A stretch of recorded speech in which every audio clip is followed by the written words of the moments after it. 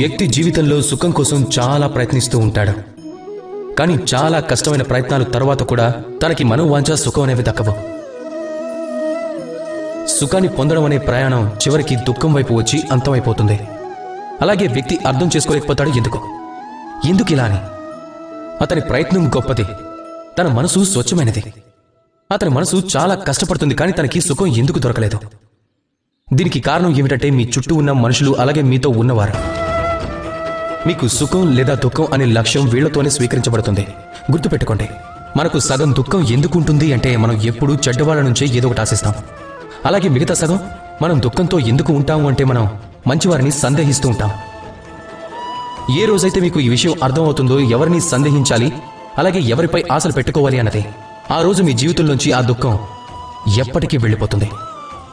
అయితే రండి నాతో పాటు ప్రేమతో చెప్పండి, రాధాకృష్ణ.